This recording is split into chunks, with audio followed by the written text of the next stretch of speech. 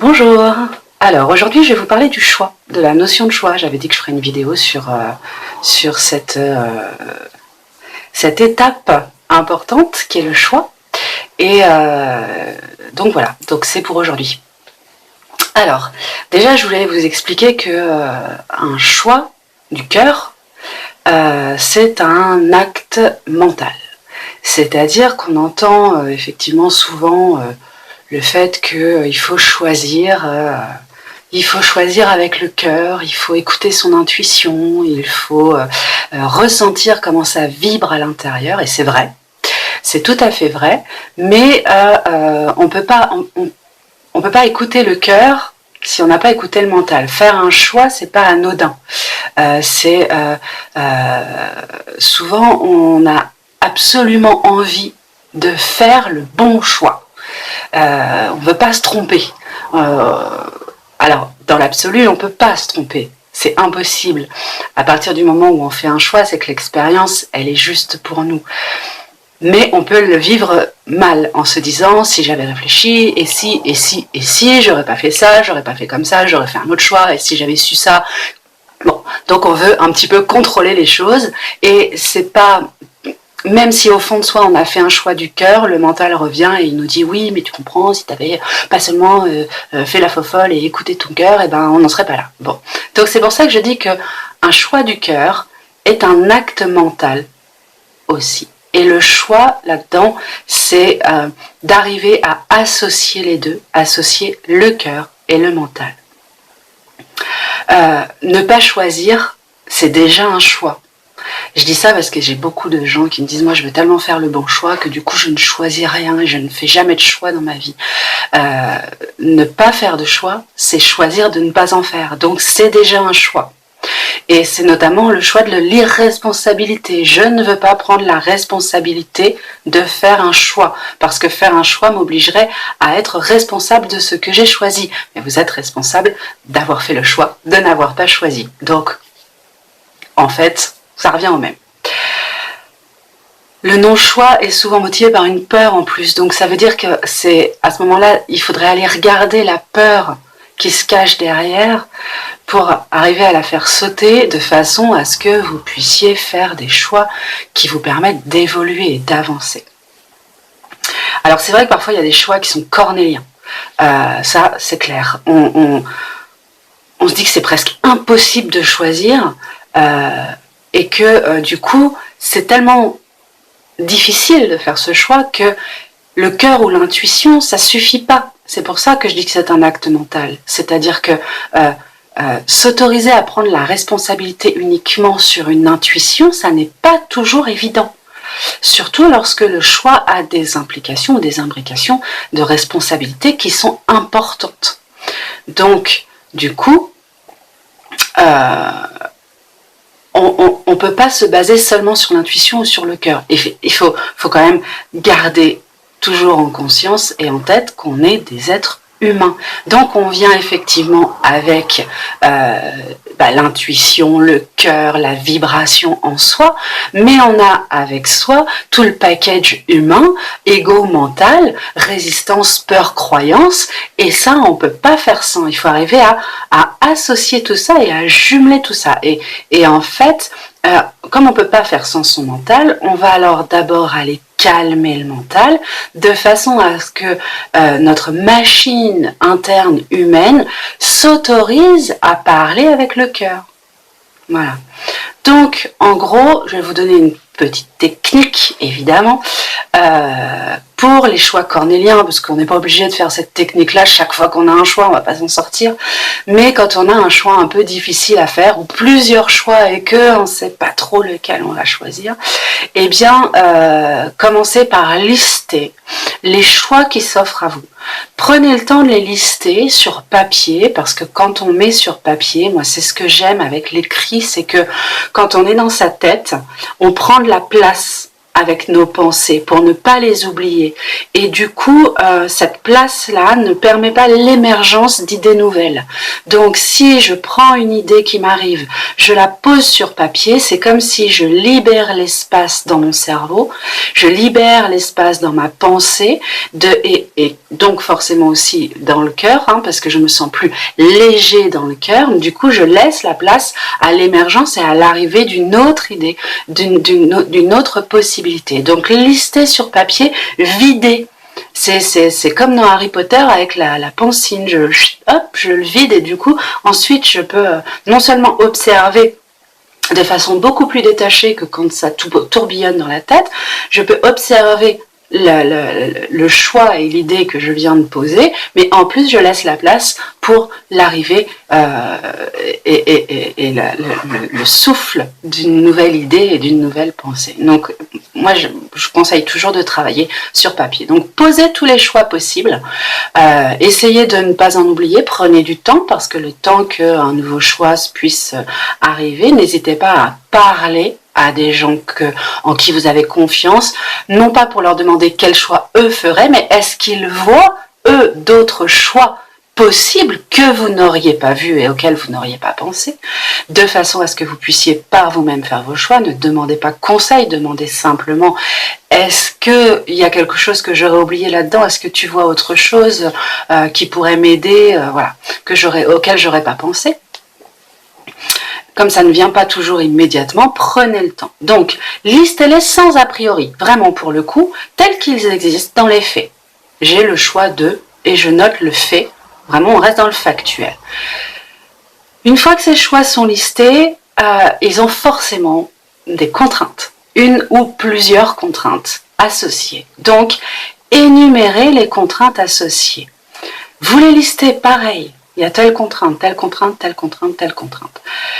Ensuite, elles ont aussi forcément des avantages associés. Les choix ont des avantages. Si je fais tel choix, j'ai telle contrainte, mais j'ai tel avantage. Donc, listez aussi les avantages associés de façon à pouvoir avoir une espèce de carte géographique des différents choix possibles, de ce que ça va impliquer si vous faites ce choix ou tel choix ou tel choix. Alors, ensuite, quand vous avez listé les contraintes et les avantages, comme j'aime toujours aller beaucoup plus loin au fond des choses, vous allez commencer avec des petits stabilos de couleurs à repérer en rose les contraintes réelles et en bleu ou en vert ou en jaune, comme vous voulez, on s'en fiche, les contraintes fictives. Et vous allez faire pareil avec les avantages réels et les avantages fictifs. Alors, qu'est-ce qu'une contrainte réelle? Qu'est-ce qu'une contrainte fictive? Une contrainte réelle, c'est de l'ordre du matériel ou du physique. C'est-à-dire, j'ai telle contrainte. Par rapport à ce choix, ça va m'obliger à dépenser de l'argent. Ça va m'obliger à vendre ma voiture. Ça va m'obliger à faire un trajet. Ça va m'obliger à prendre un médicament, par exemple. Ça, ce sont des contraintes physiques, réelles. Ensuite, il y a les contraintes fictives. Donc, on pourrait dire primaire, secondaire, c'est pareil. Moi, j'aime bien le côté fictif parce que justement, c'est pas que ce soit inutile. C'est pas fictif au sens d'inutile, c'est fictif au sens où quelque part on peut les dépasser. Voilà, plus facilement qu'une contrainte réelle. La contrainte fictive, elle va être de l'ordre de l'émotionnel, du vécu, du ressenti. C'est-à-dire, par exemple, le fait de devoir s'expliquer pendant des heures avec sa famille, le fait de risquer d'être incompris ou de devoir réorganiser son temps, de devoir peut-être se séparer de certaines personnes pour pouvoir mener à bien, faire le choix de son projet, etc. Ça, ce sont en fait des choses qui ont un impact émotionnel qui nous remue, qui voilà, et c'est ça que j'appelle fictif parce que ça n'est pas de l'ordre de, c'est pas immuable, c'est pas une imposition réelle, c'est une imposition que je me fais à moi-même et non pas que l'extérieur m'impose en fait. C'est la même chose sur les avantages, bien sûr, hein, on a des avantages réels, gain d'argent, gain de temps, etc. Et puis des avantages fictifs qui vont être la reconnaissance, une meilleure estime de soi. Voilà. Alors, je suis la première à dire qu'une meilleure estime de soi et un meilleur bien-être personnel, une fierté, etc. Ça n'a rien d'inutile du tout, mais ça reste un avantage fictif. Une fois que vous avez fait tout ça, déjà, vous commencez vraiment à avoir votre carte, votre géographie. Et là, on va aller regarder. Et ça, c'est intéressant. C'est pas forcément ultra utile, mais c'est vachement intéressant d'aller voir ça parce que ça vous permet de mieux vous connaître intérieurement et de voir comment vous fonctionnez. Reliez tout ça et voyez comment vous vous laissez impacter plus facilement, soit par la contrainte, soit par les avantages. C'est-à-dire, comment je pourrais vous expliquer ça un petit peu plus facilement? C'est-à-dire que nos choix, ils sont colorés, ils sont influencés par notre façon de fonctionner. Et si vous fonctionnez plus sur je ne veux pas de contraintes, vous allez sous-estimer les avantages. Et si vous fonctionnez sur je ne veux que des avantages, vous allez sous-estimer les contraintes. Voilà. Essayez de repérer comment vous fonctionnez par rapport à ça. Quelle est votre tendance? Est-ce que vous avez plutôt tendance à regarder le poids de la contrainte ou le poids des avantages pour faire votre choix?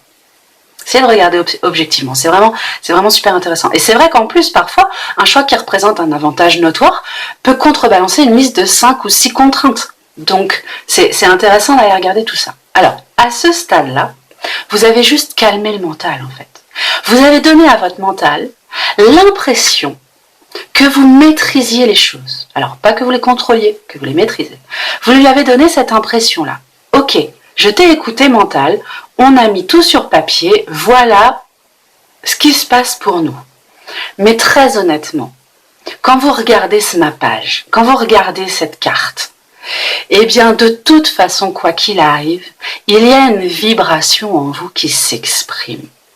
Il y a de toute façon un choix, même s'il est difficile, qui s'allume plus que les autres. Il y a une espèce de prédominance. Alors, ce qui est aussi intéressant à ce moment-là, comme quoi c'est compliqué, c'est pas compliqué en fait, mais bon voilà, il y a un moment, il faut aller regarder tout ça, parce que moi je trouve ça drôle et super intéressant, mais voilà, je pense que, bon bref, je vous transmets ça. On peut aller regarder si cette prédominance, elle est véritablement une intuition ou le fruit d'une peur ou d'une croyance. Pourquoi est-ce que ce choix prédomine? Je peux juste me poser cette question, c'est-à-dire simplement à me poser la question de pourquoi, eh bien, va commencer à venir dans ma tête toute forme d'information qui va soit monter et s'éclairer, soit m'écraser. Et là, ça vient d'une peur ou d'une croyance. Écoutez les flux énergétiques à l'intérieur de vous, c'est juste du fonctionnement interne. Avoir l'intuition que ce choix est bon et penser que ce choix est bon, ça n'est pas la même chose. Et c'est ça, la question pourquoi, c'est ça en fait. Le ressenti en profondeur du corps, c'est une chanson en soi, c'est une lumière à l'intérieur de soi. Ça vibre dans les tripes, dans le ventre, dans le cœur, dans le plexus. Penser que ce choix est bon est de l'ordre de la logique, du vécu, de l'expérience, de la société, du bien-paraître. C'est logé dans la tête, c'est là-haut. L'intuition, elle n'est pas là. L'intuition, elle est plus bas. Elle est dans le cœur, dans le plexus, dans le ventre, la façon dont ça vibre en soi. Et la pensée, elle est là. Et du coup, est-ce que cette prédominance vient de ma réflexion, ou est-ce qu'elle vient de cette inspiration qui monte, ou est-ce qu'elle vient nous écraser? Et qu'est-ce qui fait la jonction entre la tête et le cœur, la tête et le ventre ou le plexus? C'est la gorge. Ça, je vous donne un petit truc tout simple, tellement évident quand on veut faire un choix, c'est de s'imaginer en train d'exprimer, de parler, de verbaliser ce choix. On peut le faire tranquillement chez soi tout seul, et puis on s'imagine parler à la personne à qui ça va être le plus difficile d'exprimer ce choix, et d'essayer de le verbaliser. Si c'est facile, si c'est fluide, si c'est enthousiaste, c'est que ce choix vient du cœur. Si c'est laborieux, c'est réfléchi, c'est structuré, construit, c'est que ça vient de la tête, c'est que c'est pensé. Et du coup, ça passe pas vers le cœur, ça n'arrive pas à être exprimé correctement. Alors que quand ça vient du cœur, c'est évident. Alors bien sûr, il y a des choix qu'on doit annoncer qui manquent absolument d'enthousiasme, c'est certain. Donc ça, pour le coup, il n'y aura pas l'enthousiasme. Mais la fluidité, la facilité et l'évidence que ce que vous êtes en train de dire est juste, ça sera là. Même si c'est pas enthousiaste. Alors que un choix qui est réfléchi, construit, uniquement mûri dans la tête, va être difficile, il va être scolaire, il va être énoncé, il ne va pas être raconté. Lorsqu'on fait un choix du cœur, on raconte à l'autre pourquoi on a fait ce choix. Lorsque l'on fait un choix réfléchi, on explique, on raconte pas, on structure, on cadre, on fait un petit A, petit B, petit C. Voilà. Et c'est toutes ces petites choses-là qu'il faut aller repérer dans le langage qui vous permettent de comprendre si effectivement ça vient de l'intuition, de la vibration du cœur, du ventre, des tripes, c'est évident que c'est ce choix-là. Et ce choix peut devenir encore plus évident grâce au mental et à la pensée. Ça, c'est important aussi. C'est pour ça que c'est pas inutile de faire tout le décortiquage que je vous ai fait faire au départ. Loin de là, non seulement vous calmez le mental, mais en plus vous nourrissez l'intuition de base qui va non seulement être racontée, mais en plus construite. Alors, faire un choix conscient, effectivement, c'est pas juste écouter son intuition. Hein. Si on ajoute le mental, eh bien du coup, en fait, on se connaît mieux, on connaît les implications, on connaît les imbrications, on connaît les conséquences du choix. Autant que possible, on n'aura jamais tout, évidemment, mais autant que possible. Et du coup, on se rend responsable à 100% de ce choix et de ce qui va être conséquent à ce choix, de ce qui va arriver après ce choix, de ce qu'il va falloir gérer conséquemment à ce choix. Cette responsabilité, elle s'acquiert en posant les choses calmement afin de connaître chaque étape. À quelles émotions ça va nous confronter, à quelles contraintes, à quels avantages. Évidemment, il va y avoir cette place à la surprise. Bien sûr, on ne peut pas tout prévoir, et heureusement qu'on ne peut pas tout prévoir, mais vous construisez un fil sur lequel vous allez danser. Et vous le voyez, ce fil. Alors qu'un choix qui n'est pas conscient, eh ben, vous savez que vous êtes sur un fil, mais alors vous ne le voyez pas. Voilà. Et du coup, ça peut être plus déstabilisant. Après, je suis la première à faire des choix piouf, comme ça, parce que mon intuition et mon cœur m'a jeté dedans directement. Et voilà. Mais sur des choix, là je parle de choix importants, cornéliens parfois, et difficiles à faire, qui ont en tout cas des grosses implications, comme le choix de changer de travail, le choix de changer de divorcer, le choix de... Voilà, il y a des choix qui sont quand même difficiles à faire. Alors, sachez quand même que quoi qu'il arrive, vous ferez toujours le meilleur choix possible au moment où vous le ferez.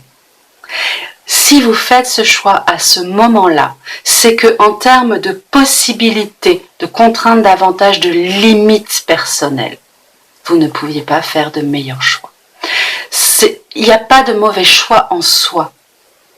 Le mauvais choix n'existe pas. Alors bien sûr, je parle dans l'optique où ce choix respecte l'intégrité humaine, à savoir sa propre intégrité physique et l'intégrité de l'autre, physique et morale, la sienne et celle des autres, évidemment. Mais ce choix, il vous amène à une expérience. Cette expérience arrive parce qu'elle est évolutive. Parce que c'est le moment pour vous de faire cette expérience d'évolution, de compréhension et de permettre une évolution de conscience, de grandir. Donc choisir ne devrait pas être un stress, loin de là, car il amène toujours à un changement, une compréhension différente, donc forcément une évolution de conscience. Une autre appréhension de soi-même.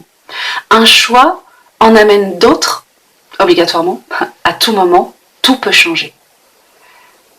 Je peux changer mon choix, le retransformer, le rediriger, le recalculer, entre guillemets, sans se faire des calculs, bien sûr.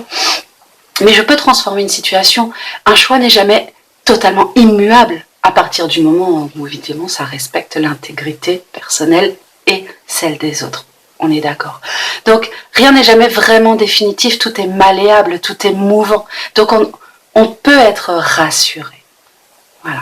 Et si jamais, je vais faire ma petite minute promo, si jamais ce choix amenait à un blocage, eh ben vous pouvez toujours aller acheter mon livre sur Amazon qui s'appelle Blocage émotionnel, apprendre à les gérer, pour apprendre à sortir de ce blocage, faire d'autres choix, continuer d'avancer, comprendre et retenir pourquoi vous avez fait ces choix-là, pourquoi vous en êtes là aujourd'hui, et continuer d'évoluer, progresser et avancer sur votre chemin de vie et sur votre épanouissement personnel dans votre lumière à vous. Voilà, à bientôt!